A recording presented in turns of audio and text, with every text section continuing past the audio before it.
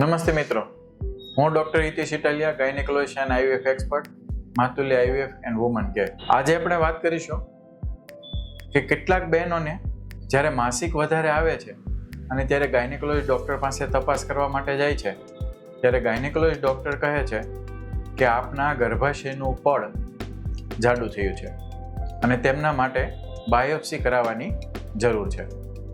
તો આજે આપણે જાણીશું કે ગર્ભાશયનું પડ જાડું થવું એટલે શું, તેમાં કેવા પ્રકારના સારવાર અથવા નિદાનની જરૂર હોય છે અને બાયોપ્સી કરવાની ક્યારે જરૂર પડી શકતી હોય છે અને શા માટે જરૂર પડી શકતી હોય છે. સૌ પ્રથમ આપણે આ ગર્ભાશયની અંદરના પડ વિશેની માહિતી મેળવીએ. ગર્ભાશયનું જે પડ છે તેને સામાન્ય મેડિકલ ટર્મિનોલોજીમાં એન્ડોમેટ્રિયમ કહેવામાં આવે છે. આ એન્ડોમેટ્રિયમ તે ગર્ભાશયનું સૌથી અંદરનું પડ છે. ગર્ભાશયની રચના વિશે અગાઉ અમારો એક યુટ્યુબ વિડીયો બનાવવામાં આવ્યો છે, જેની લિંક ઉપર છે, તેના દ્વારા આપ વિશેષ માહિતી મેળવી શકો છો. માસિકના શરૂઆતના દિવસોમાં અંડાશયમાંથી જે સ્ત્રીબીજ બને છે તેમાંથી ઇસ્ટ્રોજન નામનો હોર્મોન્સ ઉત્પન્ન થાય છે અને આ ઇસ્ટ્રોજનના હોર્મોન્સની અસર નીચે આ ગર્ભાશયની અંદરની દિવાલ એન્ડોમેટ્રિયમ ધીમે ધીમે જાડું થાય છે. ત્યારબાદ સ્ત્રીબીજ છૂટું પડે છે અને તેમાંથી પ્રોજેસ્ટોન નામનો હોર્મોન્સ ઉત્પન્ન થાય છે અને તેનાથી દિવાલમાં કેટલાક પ્રકારના બદલાવો થતા હોય છે. જ્યારે ઇસ્ટ્રોજન અને પ્રોજેસ્ટોન હોર્મોન્સ બંને અંડાશયના જે સ્ત્રીબીજ છે તેમાંથી ઉત્પન્ન થવાનું બંધ થાય એટલે પ્રમાણ એમનું ઘટે એટલે આ એન્ડોમેટ્રિયમની જે દિવાલ છે તેમને પોષણ મળવાનું ઓછું થાય. આ હોર્મોન્સની અસર વગર હવે આ દિવાલને જે પણ લોહી પૂરું પાડનારની નસો છે તે સુકાય છે અને તેના કારણે આ દિવાલ તૂટે છે અને માસિક આવે છે. એટલે જે પણ દિવાલ તૂટે છે અને તેમાં લોહી ભળે છે તે લોહીના રૂપે અથવા માસિકના રૂપે બહાર આવતું હોય છે. સામાન્ય રીતે આવી પ્રકારની રચના હોય છે. હવે આપણે એ સમજીએ કે આ પડ જાડું શા માટે થતું હોય છે અને એ જાડું થાય તો તેનાથી શું પ્રકારના બદલાવો થઈ શકે. આ પડ જાડું થવાની કન્ડિશનને એન્ડોમેટ્રિયમ હાઇપરપ્લેઝિયા કહેવામાં આવે છે. નોર્મલી આ પડ જાડું થવાનું કારણ શરીરમાં ઇસ્ટ્રોજન હોર્મોન્સ ઉત્પન્ન વધારે થતો હોય અથવા લાંબો સમય સુધી ઇસ્ટ્રોજન હોર્મોન્સ ઉત્પન્ન થવાને કારણે આ ગર્ભાશયની અંદરની દિવાલ છે એ સતત જાડી થયા કરે છે. કેટલીક કન્ડિશન એવી હોય છે કે ઇસ્ટ્રોજન ઉત્પન્ન કરનારી અંડાશયમાં ગાંઠ બને છે અથવા શરીરમાં વધારે પડતા વજનને કારણે અથવા કેટલાક એવા કારણોને લીધે ઇસ્ટ્રોજન હોર્મોન્સ વધારે ઉત્પન્ન થાય છે અને તે લાંબો સમય સુધી રહે છે.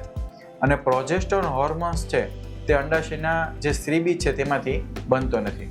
તેથી સમયસર જે દિવાલ તૂટવી જોઈએ અને માસિકના રૂપે બહાર આવી જવી જોઈએ તે બહાર નથી આવતી અને સતત અંદરની દિવાલ જાડી થવાને કારણે આ એન્ડોમેટ્રિયમ હાઇપરપ્લેઝિયા થવાની શક્યતાઓ વધતી હોય છે. હવે સમજીએ કે શરીરની કઈ કઈ એવી કન્ડિશન હોય છે અથવા ક્યારે આ એન્ડોમેટ્રિયમ હાઇપરપ્લેઝિયા એટલે કે અંદરનું પડ જાડી થવાની શક્યતાઓ રહેતી હોય છે તે સમજીએ. સૌ પહેલું કારણ છે ઓબેસિટી, એટલે કે ખૂબ જ વધારે પડતી મેદસ્વીતા હોય ત્યારે શરીરમાં હોર્મોન્સની જે પેટર્ન છે તેમાં બદલાવ થાય અથવા ચરબીમાં ઇસ્ટ્રોજન નામના હોર્મોન્સનું પ્રમાણ ખૂબ વધારે હોવાને કારણે સતત ગર્ભાશયની અંદરની દિવાલ છે તેમાં ઇસ્ટ્રોજનની અસરને નીચે તે દિવાલ જાડી થતી હોય છે.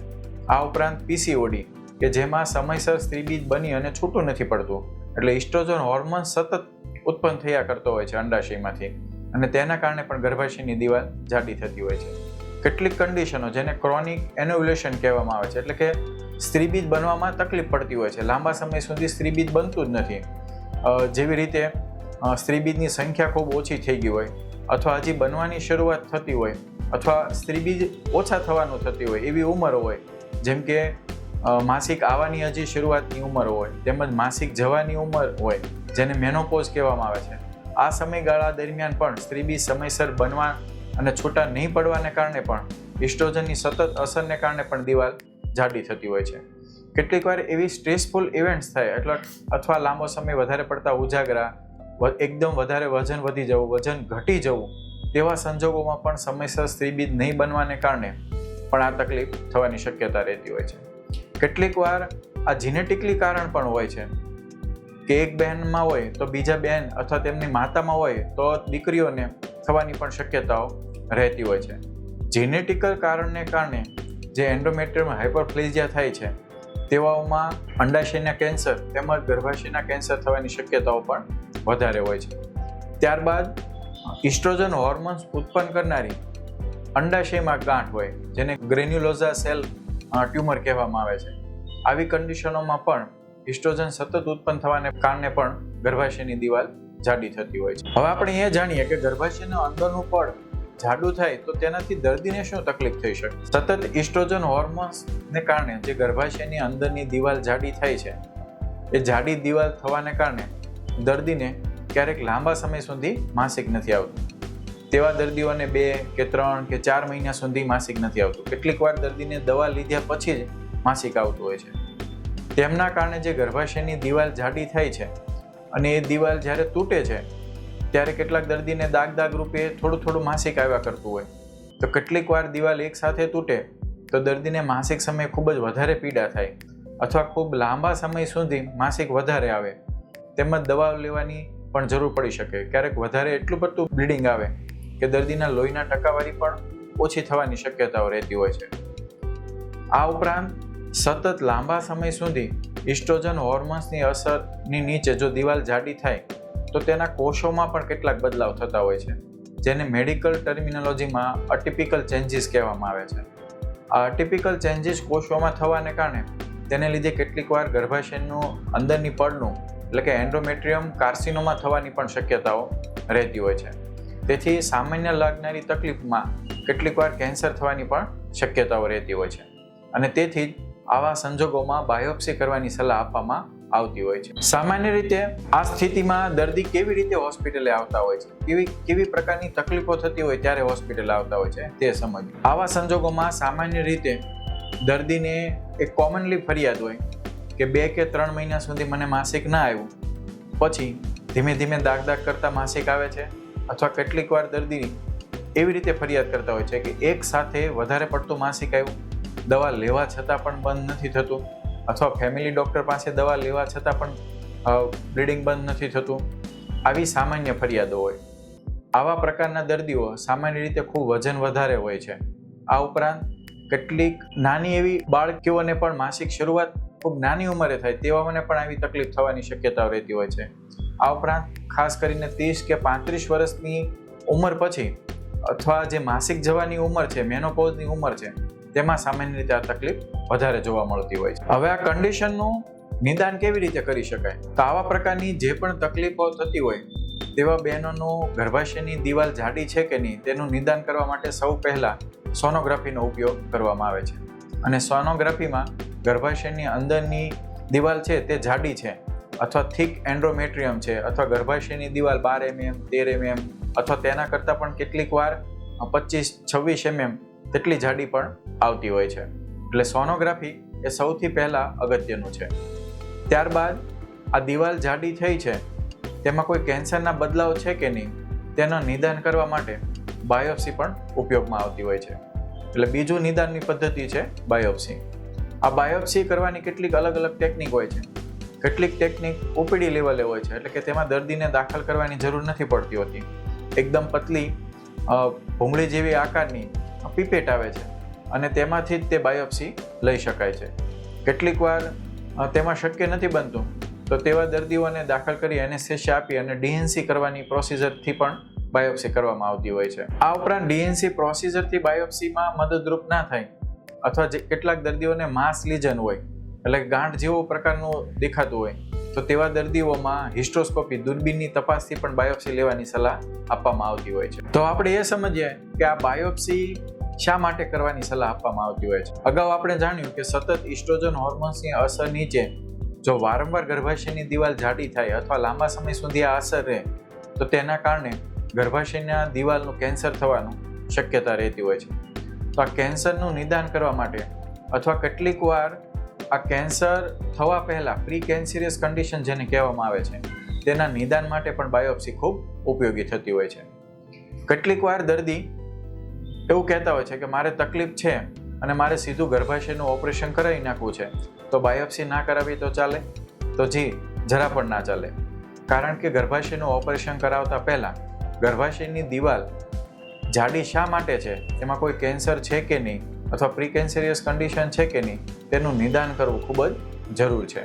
કારણ કે વગર કેન્સરે જ્યારે ગર્ભાશયનું ઓપરેશન કરવામાં આવે છે ત્યારે તેના કંઈક સ્ટેજ અથવા પદ્ધતિ અલગ હોય છે અને જ્યારે કેન્સર સાથે ગર્ભાશયનું ઓપરેશન કરવામાં આવે છે ત્યારે તેની પદ્ધતિ અલગ હોય છે. તેથી જ્યારે પણ દિવાલ જાડી હોય અને ગર્ભાશયનું ઓપરેશન કરવાનું હોય તો તેમની પહેલાં બાયોપ્સી કરાવવી ખૂબ જ જરૂરી હોય છે. કેટલીક વાર દર્દી 1 કે 2 વાર તકલીફ થાય અને તેમાં જ બાયોપ્સી કરાવવા માટેની હઠાગ્રહ કરતા હોય છે. તો આવા દર્દીઓએ પણ બાયોપ્સી કરવાની જરૂર નથી. કેટલીક વાર 1 કે 2 વાર જ માસિક અનિયમિત થવાને કારણે પણ દિવાલ જાડી થતી હોય છે. એટલે માત્ર દિવાલ જાડી થાય અને દરેક દર્દીને બાયોપ્સી કરવાની જરૂર નથી હોતી. આવા દર્દીઓને હોર્મોન્સની સારવાર આપવામાં આવે અને હોર્મોન્સની સારવાર આપ્યા પછી જ્યારે નોર્મલ માસિક આવે ત્યારે જો દિવાલ સાફ ના થાય અને સતત દિવાલ જાડી રહેતી હોય અથવા આવી વારંવાર તકલીફ રહેતી હોય તેવા દર્દીઓએ ચોક્કસથી બાયોપ્સી કરાવી લેવી જોઈએ. ગર્ભાશયનું પડ જાડું થાય તેવા દર્દીઓની સારવારમાં શું કરવામાં આવે છે? તો જે પણ દર્દી વધારે માસિક સાથે આવતા હોય છે તે દર્દીને ઇમરજન્સીમાં બ્લીડિંગ બંધ થઈ જાય તે માટેની દવા આપવામાં આવે છે. તેમની સાથે હોર્મોન્સની મેડિસિન પણ આપવામાં આવતી હોય છે. ત્યારબાદ 1 કે 2 મહિના હોર્મોન્સની દવા લીધા બાદ ફરીવાર તેમની ગર્ભાશયની દિવાલ પતલી કે જાડી થઈ છે કે નહીં તે ચેક કરવાનું હોય છે. જો દિવાલ જાડી સતત રહેતી હોય તો તેવા દર્દીઓને બાયોપ્સી કરવાની સલાહ આપવામાં આવે છે. પરંતુ જે દર્દીની દિવાલ પતલી થઈ ગઈ છે તેમને સમયસર નિયમિત માસિક આવે તે માટે 2 કે 3 મહિનાનો કોર્સ આપવાનો હોય છે.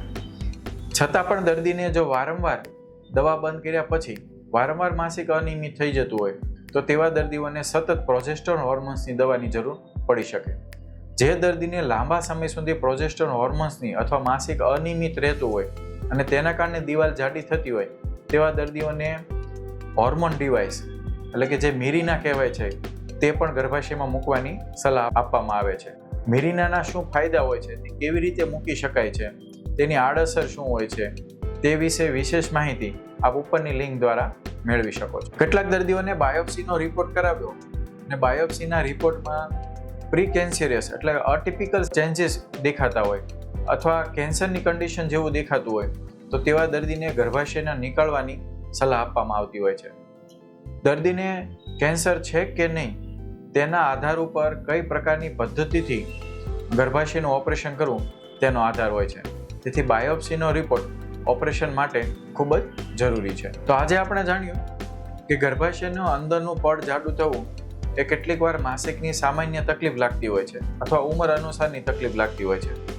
તો કેટલાક દર્દીઓમાં તે કેન્સર થવાની શરૂઆતની કન્ડિશન છે અથવા કેન્સર પણ હોઈ શકે. તો ગર્ભાશયનું પડ જાડું થાય અથવા માસિકની કોઈ તકલીફ લાગે તો તેવા સંજોગોમાં ગાયનેકોલોજીસ્ટ ડૉક્ટરની સમયસર સલાહ લેવી ખૂબ જ જરૂર છે અને તેમની સલાહ અનુસાર બાયોપ્સી કરવાની પણ જરૂર પડી શકે તેવું હોય છે. સ્ત્રીરોગ, પ્રેગ્નન્સી અને વ્યંધત્વને લગતા આવા જ વિડીયો માટે ફરી મળીશું.